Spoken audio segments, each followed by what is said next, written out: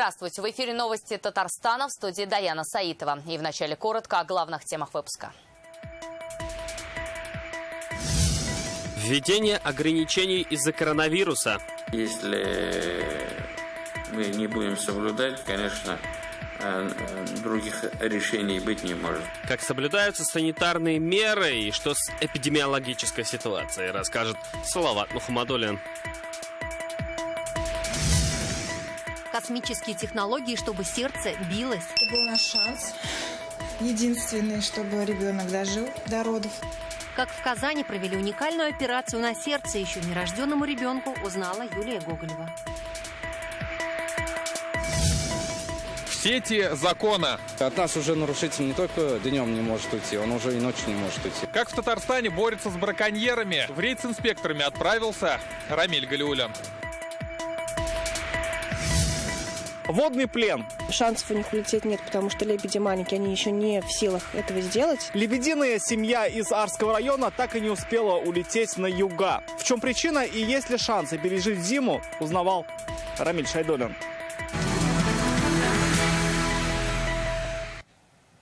Других решений быть не может. Сегодня Рустам Минниханов на республиканском совещании отметил, что в республике тотальные ограничения из-за коронавируса пока вводить не планируется. Но если меры безопасности не будут соблюдаться, то, цитата, других решений быть не может.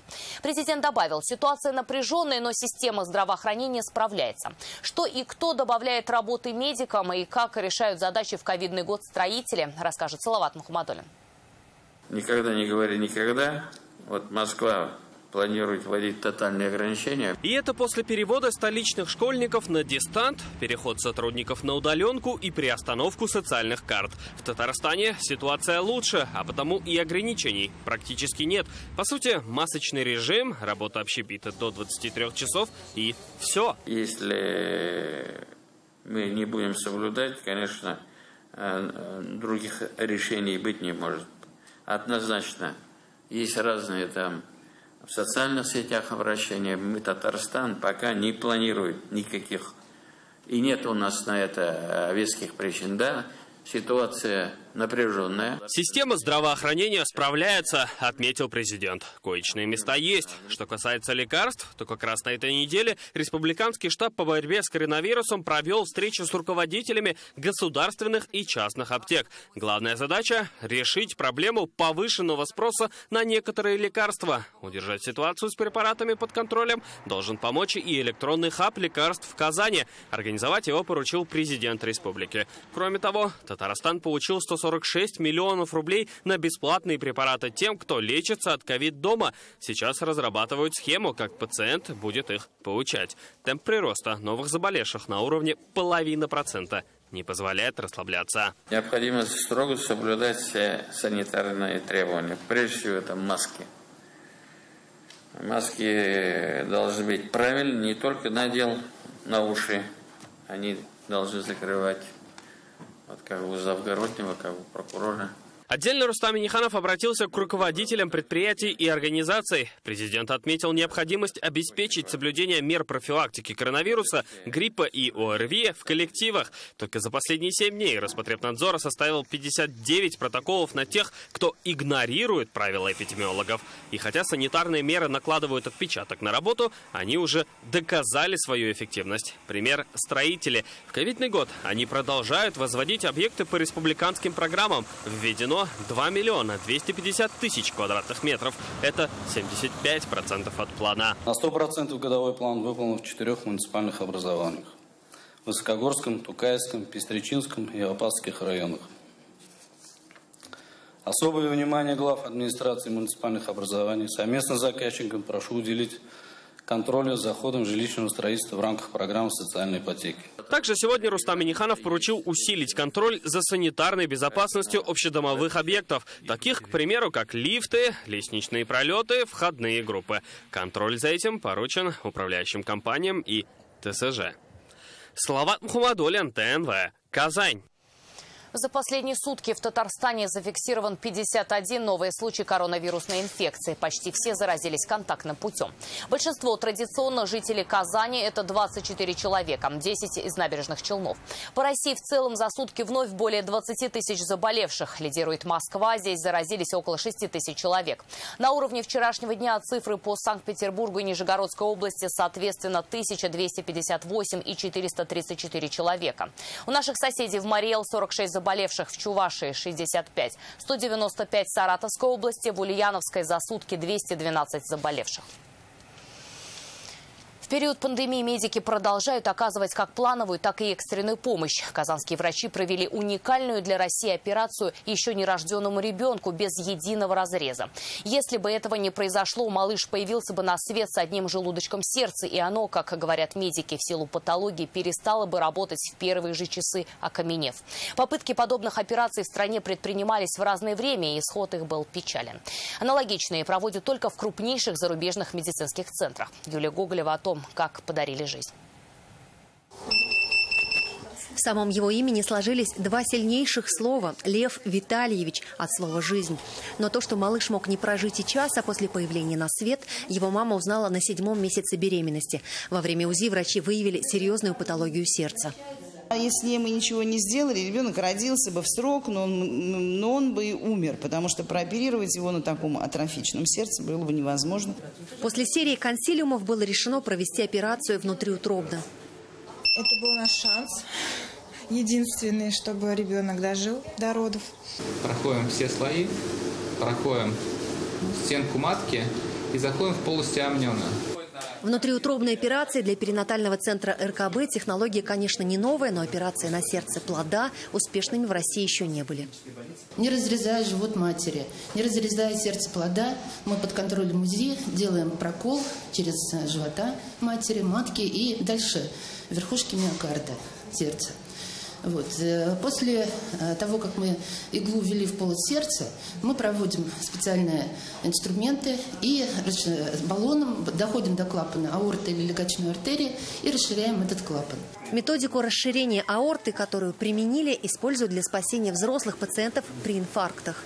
Если у взрослого аорта это примерно 4 сантиметра, да, от 3 до 4 сантиметров, то здесь 2,5 миллиметра. Да, нам потребовалось такие маленькие баллоны использовать, такие маленькие инструменты. За этими операциями на самом деле будущее. Плод гораздо легче переживает внутриутробную операцию, чем уже после новорода, после рождения. Мальчик родился в срок с хорошим весом, но через несколько дней ему предстояло перенести еще одну операцию по замене клапанов сердца уже в отделении ДРКБ. Если говорить про само оперативное вмешательство, оно достаточно непростое. Это 11-12 баллов из 15. Достаточно высокий риск и сложность, особенно в периоде новорожденности. Но ситуация нам не оставляет выбора, поэтому мы должны это делать. Сейчас маленький Лев вместе со своей мамой готовится к выписке, а в перинатальном центре продолжают принимать малышей. И это единственное отделение, врачи которого, несмотря на пандемию, ни на один день не приостанавливали свою работу.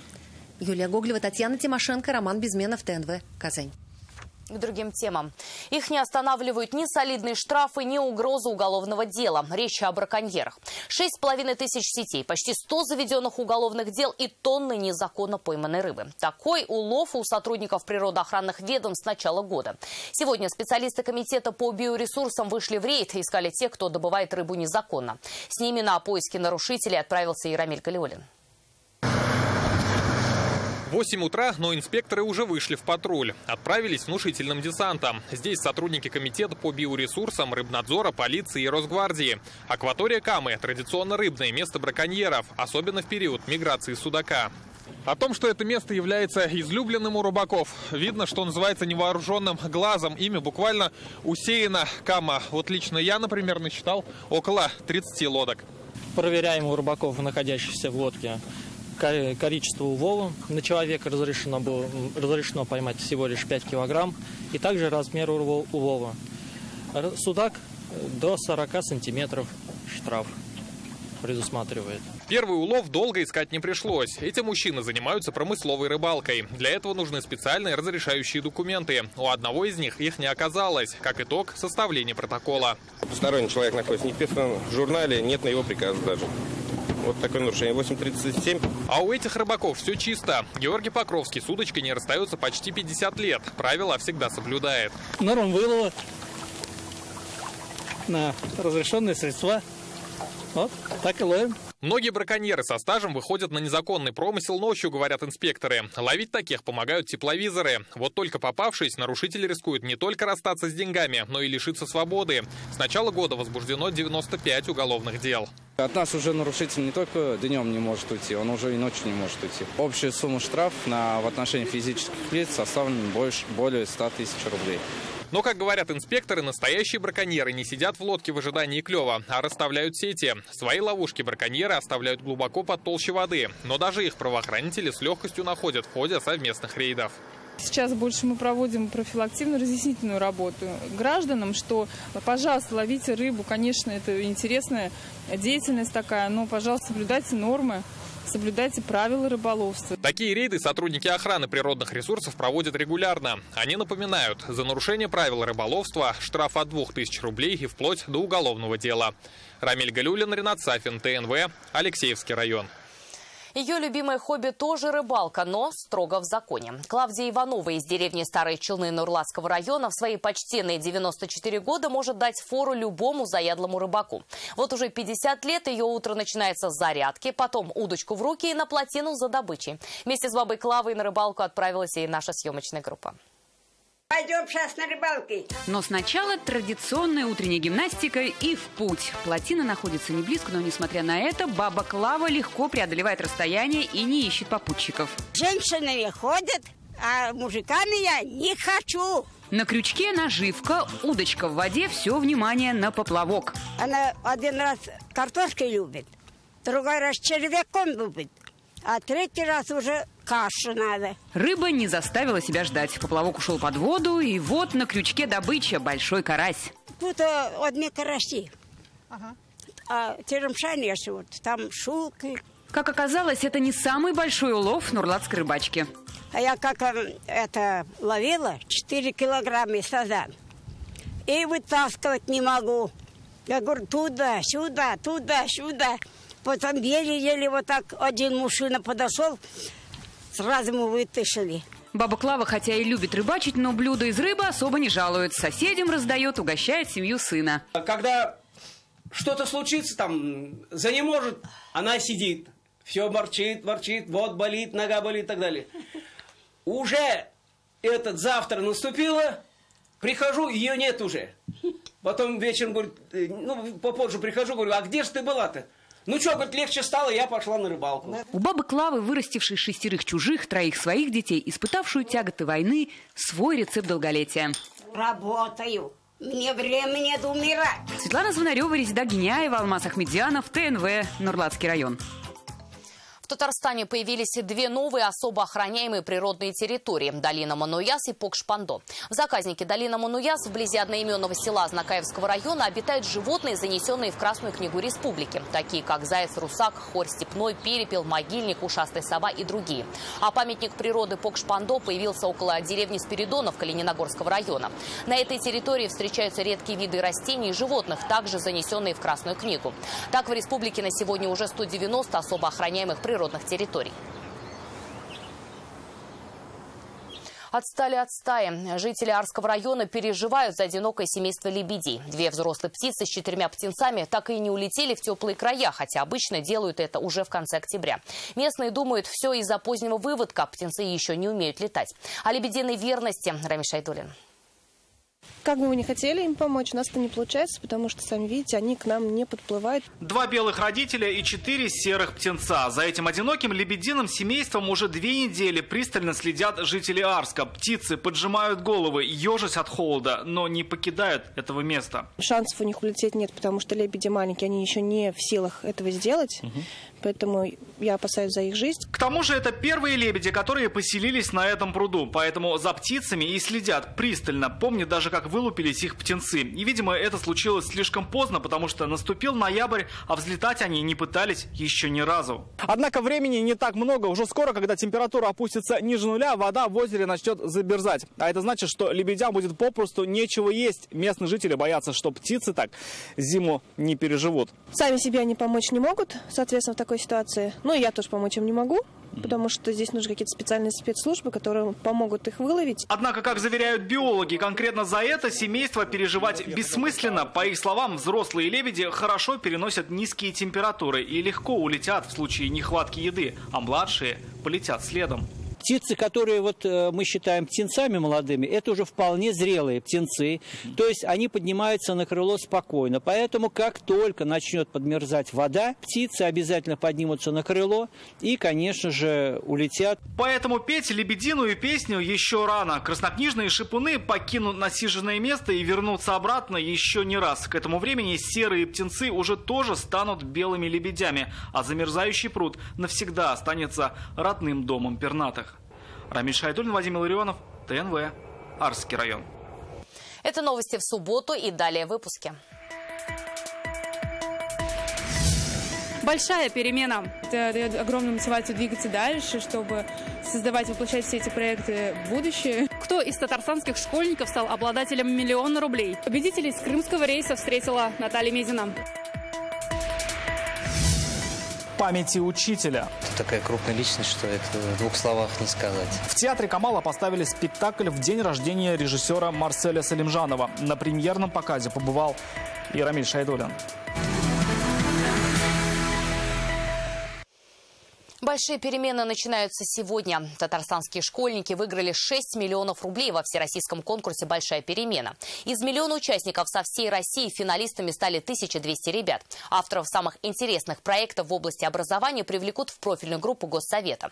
«Большая перемена» – один из проектов президентской платформы «Россия – страна возможностей». 5 дней в Международном детском центре «Артек». Мотивационные лекции, встречи с руководством крупнейших компаний и университетов. Наталья Мезина встретила победителей в аэропорту и узнала, на что школьники потратят выигрыш. На лицах улыбки, которые не скрыть даже за маской, а за спиной большие перемены. Победители самого масштабного конкурса России в Казанском аэропорту родители и учителя встречают громкими овациями и долгожданными объятиями. 850 человек на место. Для самых талантливых ребят со всей страны этот конкурс стал площадкой, чтобы найти будущее направление, а также выиграть капитал для своего развития. Чтобы получить награду, а это $1 000 000, 11-классник Георгий Фияла обошел сотни конкурентов. На финале в Артеке он представил проект «Школы будущего». Теперь к своему будущему идет уверенным. Я уже планирую поступать в Санкт-Петербург на программиста или архитектора баз данных. И свой призовой фонд я хотел бы потратить на образование. Потратить деньги на учебу, покупку компьютера или образовательных курсов. Выбор за школьниками. К тому же при поступлении в ВУЗ победители большой перемены получают плюс 5 баллов к своему портфолио. Это дает огромную мотивацию двигаться дальше, чтобы создавать, воплощать все эти проекты в будущее. Приятная усталость. Да.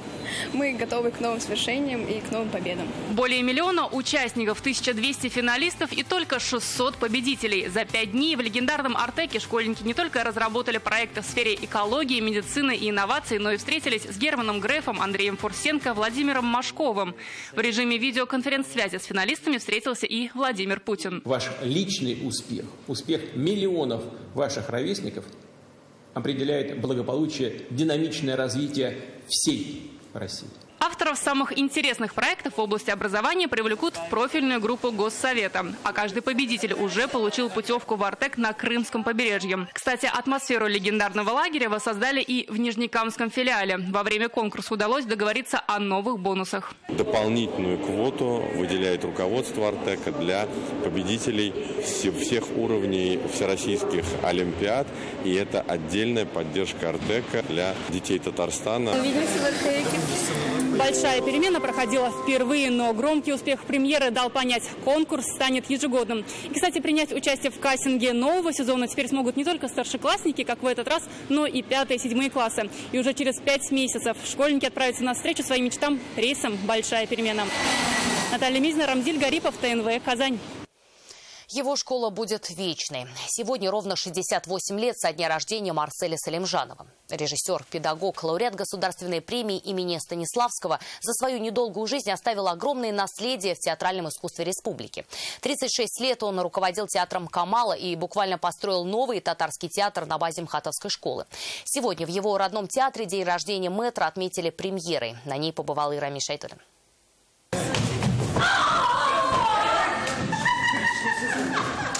На одной сцене мужчины и женщины, пенсионеры и дети, депутаты и даже заключенные. Это герои нового спектакля, который сегодня ставят на сцене театра Камала. Как можно догадаться, это современная история, принцип, который в свое время заложил Марсель Салимжанов. Наш театр, да и вообще, наверное, национальный театр всегда в поисках новых имен, новых драматургов. Это очень важно. Вот и Салимжанов Марсель Хакимович в свое время тоже очень был обеспокоен этим.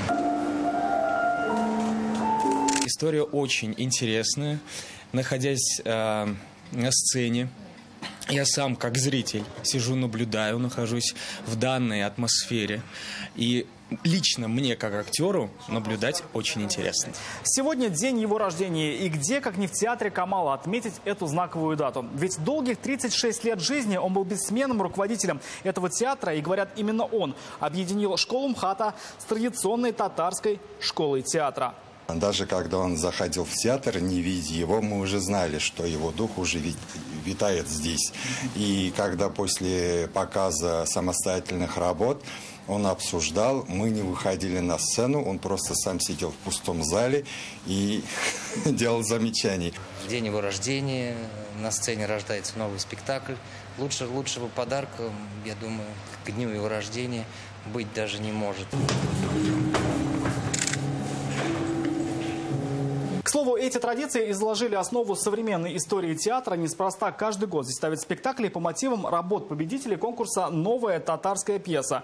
Этот спектакль победил в прошлом году. Сегодня его премьера. Рамиль Шайдулин, Игорь Романов, ТНВ, Казань. В Челнинском театре ищут необычного актера. Здесь срочно требуется собака на роль Шарика в спектакле «Собачье сердце». Объявление в соцсетях разместил местный драматический театр «Мастеровы». Последние 3 года Шарика играла дворняга Чага, но недавно четвероногая актриса переехала в другой город. Спектакль «Собачье сердце» по пьесе Михаила Булгакова успешно идет в театре уже 3-й год, и с репертуара его снимать не собираются. Какие требования предъявляют к четвероногому актеру и чьи питомцы могут претендовать на роль? Подробности Юлии Гоглевой. 3 года назад, когда дворняжка Чага впервые завиляла хвостом на сцене драматического театра, это произвело фурор. Как и булгаковский Шарик, это собака с непростой судьбой. В свое время ее подобрали на улице и приютили. В спектакле четвероногая артистка задействована лишь в 3 сценах, но она по праву стала одной из главных изюминок постановки. В финале выходит собака и видит, у нас просто финал изменен немного в спектакле, и видит как бы труп Шарикова, и она начала скулить. Просто скулить в тишине, скулить. И это был единственный раз, больше она это не повторила, потому что это не закрепить. Но это был один из самых запоминающихся моментов. С «Собачьим сердцем» Чага ездила на гастроли и конкурсы. В мае прошлого года постановку признали лучшим спектаклем большой формы на фестивале театров малых городов России. Это было, с одной стороны, трудно, потому что не каждая гостиница собаку принимает. В общем, для нее специально снимался номер в гостинице.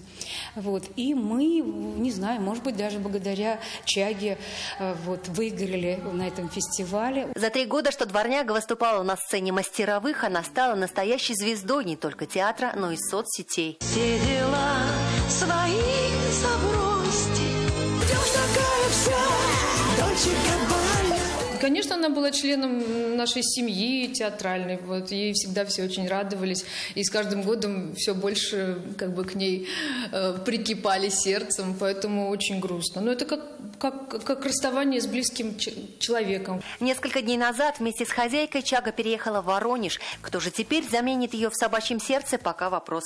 Дата кастинга не назначена, но первые отклики на объявление есть. Здравствуйте, а шпиц подойдет?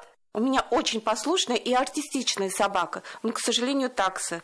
На Шарикова не потянем. Желаем удачи. Найти подходящую собаку для спектакля, который поставил молодой, но уже знаменитый российский актер и режиссер Семен Серзин, на самом деле непросто. То, что она должна быть из дворняк, лишь одно из условий. Собака еще, она, конечно, должна не только знать команды, она должна уметь общаться с чужими людьми и долгое время находиться на сцене для безопасности зрителей. Какое жалование назначат подопытному профессора Преображенского, не разглашают, но уверяют, оплата будет достойной. Юлия Гоголева, Ильшат Аюпов, Рамиль Закиев, ТНВ, Набережные Челны. А у нас на этом все. Еще больше новостей в наших соцсетях ВКонтакте и Инстаграм. Сейчас прогноз погоды. До встречи.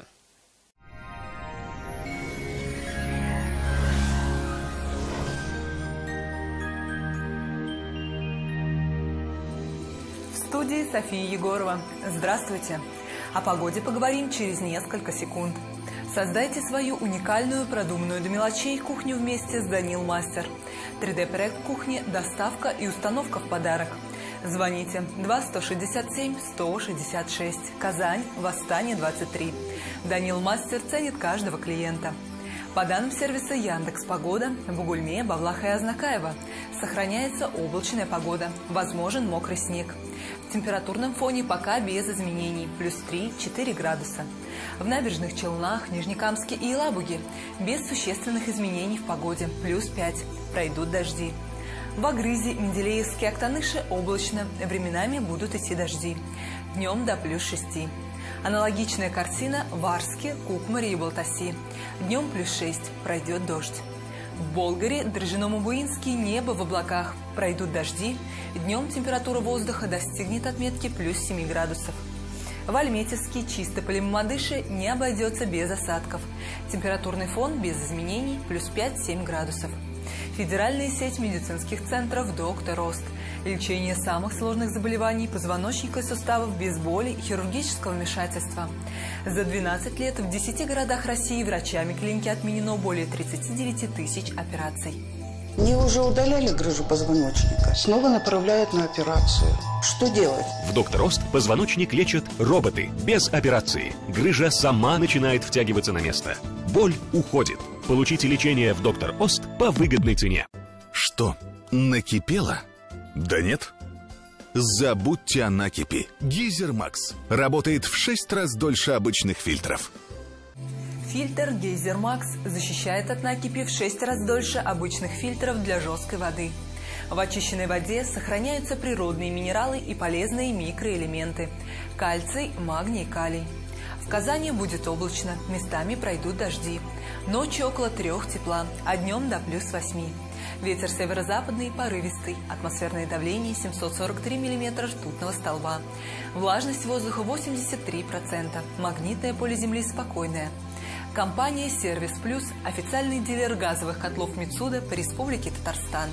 Представляет бесшумные, безопасные котлы с европейским дизайном и надежным сроком службы. Телефон 8 800 201 07 07. Наступили холода, но ваш котел не греет? Проблему решит газовый котел Мицуда. Тихий, безопасный, надежный, согреет ваш дом и сделает уютным. Действует рассрочка, а также замена устаревшего газового котла на новый. Котлы Мицуда от официального представителя в Республике Татарстан компании «Сервис Плюс». 8 800 201 07 07.